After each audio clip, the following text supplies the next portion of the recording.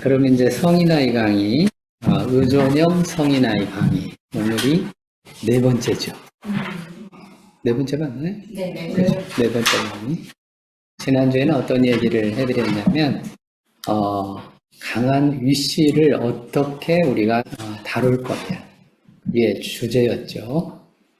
그러니까, 완벽형 성인아이도 강한 위씨가 있고, 지금 의존형 성인아이도 강한 위씨가 있는데, 완벽형 성인아이는 자기 규정과 관련이 있다고 얘기해드렸고, 그런 자기 규정이라고 하는 거는 다 무슨 얘기냐면, 빅 I 또는 캐피탈 I, 또 다른 말로 얘기하면 이거를 객관적 자기라고 초월상담 이론에서는 이야기를 합니다. 그 다음에 변형심리학이라고 존 코우라고 하는 철학자예요. 이 사람은 철학자인데 존 코우라는 철학자와 그 다음에 타도 홀이라고 하는 심리학자가 만든 기독교 상담의 모델이 있습니다. 그건 아직 이론은 아니고요. 모델인데 그 모델에서는 spiritual self라고 얘기합니다. 영적 자기라고 얘기를 해요. 이름이 참 다양하죠. 그러니까 그 캐피탈 I, 빅 I, 제가 지난 시간에 그렇게 얘기했는데 개념적으로는 이게 객관적 자기, 저는 객관적 자기라고 이름을 붙였어요. 혹은 주관적 자기라고 얘기할 수도 있잖아요. 그렇게 이름을 붙였고 그 다음에 영적 자기 이렇게도 이름을 붙이는 이런 이제 그 아이가 완벽형 성인 아이는 너무 강해요. 그래서 문제가 되는 거예요. 완벽형 성인 아이는 좀 놓아야 되는데 놓지를 못해가지고 문제가 되는 거고, 그래 증상이 생겨요. 증상은 그래서 생기는 겁니다. 근데 의존형 성인 아이들은 이 빅 아이가 생겨서 이게 작동을 하는 게 신상에 좋은데 이게 작동을 잘 안 해요. 작동 안 하고 자꾸 뭐만 있냐면 대상적 자기만 있어요. 스몰 me 그것만 있어요. 그러니까 이 사람들은 늘 뭐라고 얘기를 하냐면 주어를 빼놓고 얘기를 합니다. 무서워, 힘들어, 주어 다 빠졌잖아요. 이 문장에 주어가 없잖아요. 그런 식으로 말을 해요. 그럼 주어가 없으면 우리가 대화를 하기가 어렵잖아요. 그래서 그런 주어가 생기게, 문장으로 얘기하면 주어라는 뜻입니다. 그런 주어가 생기게 하는 게 중요하다. 그게 생겨야 그때부터 뭐가 가능하냐면 대화가 가능합니다. 그래서 지난 시간에 어떤 얘기를 해드렸냐면 개념이 없는 사람들하고는 뭐 못한다? 대화 안 된다. 대화 못한다. 그래서 개념이 생기게 일단 해야 된다. 개념이 없다 라고 하는 말은 물론 이제 인식이 없다일 수도 있죠. 뭐가 없다에서는 인식이 없다 쪽이 맞을 거예요. 아이가 없지는 않잖아요. 우리가 있잖아요. 있는데 자기가 이거를 캐피탈 I로, 주관적 I로, 그 다음에 아까 얘기하는 객관적 자기로 또는 영적 자기로 그렇게 자기가 가져가는 게 중요한데 그렇게 못 가져가죠. 못 가져가고 자꾸 자기가 없다고 얘기를 해요. 그래서 이게 두려워하는 사람들, 불안해하는 사람들, 무서워하는 사람들 이렇게 대화하다가 보면 늘 나오는 주제가 뭐냐면 자기가 없어지는 것 같다 이런 말 자주 합니다. 자주 해요. 자기가 없어지는 것 같고 자기는 아무것도 아니라고 그러고 자기는 nothing이라고 그러고 이런 식으로 말하는 사람들이 종종 있습니다. 그런 것들이 다 이게 이 캐피탈 I, 빅 I하고 관계된 이야기들이에요. 그러니까 일단은 티칭을 해서 얘기를 해야 되는 거예요. 그래서 제가 지난주에 뭐 어떤 구체적으로 예도 들어드렸잖아요. 도연이 얘기 드렸잖아요. 도연아, 너가 무서워, 벌레가 무서워 이렇게 얘기를 하면 다시 말하라고 얘기를 해서 도연이가 벌레를 무서워해. 이렇게 얘기하면은 뭐라고 제가 얘기해드렸냐면 그렇게 감정적으로 소리 지르던 아이가 감정이 이렇게 한 단계 내려가잖아요. 내려갑니다. 이게 변화예요. 그 자체가 지금 변화잖아요. 그러면 이런 변화가 무슨 뜻이지?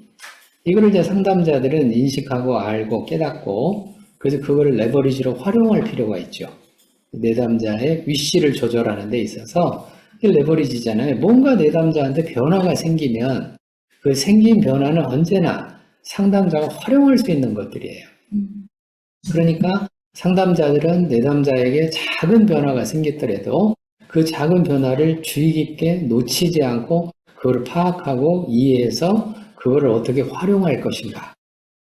상담자들이 종종 이제 강의에서 배운 거, 강의실에서 배운 개념을 가지고 자꾸 하려고 그래요. 그렇게 개념을 가지고 자꾸 하려고 하다가 보니까 그게 완전히 효과가 없지는 않지만 이게 딱 맞아 떨어지지가 않습니다. 왜냐하면 개념은 개념이잖아요.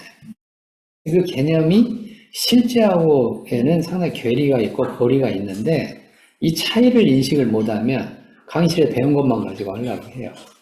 배운 것만 가지고 어떻게 하냐 표현시키고 그저 말하게 하고 이렇게만 한단 말이죠. 그래도 효과가 나긴 나요. 효과가 나는데 그 효과가 왜 났는지를 몰라요. 본인들이 그걸 잘 모릅니다. 왜 효과가 났으면 어떤 기제를 통해서 어떤 과정을 통해서 효과가 났는지 이걸 모르니까 뭔가 상담을 해서 이렇게 효과가 나는 것 같긴 한데 다음에 내가 이걸 어떻게 정확하게 쓸 수 있을까 모르죠. 못 써요. 그렇게 되면. 그러니까 어쩌다 효과를 내지 나중에 딴 사람 만나면 똑같은 주제인데도 효과가 안 나요. 왜? 그 사람은 다르니까. 안 나죠, 당연히. 그걸 모르니까 그런 거예요. 그 정확한 메커니즘을 모르니까 그러는 거예요. 그래서 우리는 그런 정확한 메커니즘을 알아가는 게 전문 상담자가 돼가는 과정입니다. 근데 이거는 임상을 하면서 끊임없이 연구를 해야 돼요. 금방도 얘기했잖아요. 이렇게 도연이는 벌레를 무서워해. 이렇게 주어를 넣고 캐피탈 I를 넣고 빅 I를 넣으면 아까 얘기했잖아요. 감정적인 반응이 있던 아이가 지금 감정이 일단 좀 내려가잖아요. 이게 변화란 말이에요. 그럼 이 변화가 왜 생겼지를 자꾸 생각해 봐야 되는 거예요. 그러니까 내담자를 만날 때마다 우리는 연구하는 자세가 필요하다. 상담자들이 임상 전문가이긴 하지만 동시에 좋은 상담자가 되려면 끊임없이 연구하는 자세가 필요하다. 그렇죠? 끊임없이 연구하는 자세가 필요합니다. 야구 선수들 중에 이제 아주 실력 있고 정말 잘하는 선수들이 있어요. 그런 선수들은 그냥 던지는 것 같잖아요. 나중에 인터뷰하거나 얘기할 때 보면 뭐라고 얘기하냐면 자기는 실제에 들어가면 항상 자세가 초심자로 돌아간다. 왜? 무슨 일이 벌어질지 모른다. 어느 정도 예측들은 하잖아요. 경험이 많으니까. 예측들은 하는데 그래도 어떤 변수가 생길지는 모르지 않습니까? 이 사람들이 또 초심자로 돌아가서 또 던지면서 또 연구를 하는 거예요. 같은 공을 던지면서도 또 연구를 하는 거예요. 똑같은 직구를 던져도 얘는 높이 던져야 되나, 얘는 낮게 던져야 되나, 얘는 코너로 던져야 되나, 얘는 오른쪽 코너로 던져야 되나, 아니면 아예 볼을 만들어야 되나, 뭐 등등등. 이런 걸 끊임없이 연구하는 자세가 필요한 거죠. 그런 자세가 없으면 이 사람이 꾸준히 오랫동안 좋은 그 선수로 남기가 어렵습니다. 그런 거하고 똑같은 거예요. 여기 댓글이 하나 올라왔는데 의존형에게는 비가이가 생기도록 해야 한다고 하셨는데 이들이 무섭다고 하면서 자기가 없어질 것 같다, 아무것도 아닌 것 같다라는 말의 뜻이 무엇인지 궁금합니다. 이때의 자기는 무엇인가요? 네, 좋은 질문이죠. 네, 좋은 질문이고 질문을 잘 해주셨습니다. 자, 요건 이제 지금 우리 강의하면서 계속 이어서 제가 얘기를 할 테니까 일단 질문을 잘 해주셨습니다. 자, 그러면 이제 연구하는 자세를 하나 봅시다. 이제 감정적으로 예를 들어서 벌레가 무서워 이렇게 할 때는 이제 막 감정이 고조가 됐어요. 그런데 도연이가 벌레를 무서워하면 감정이 톤다운이 되잖아요. 한 톤이 이렇게 내려가게 되죠. 왜 내려갔을까?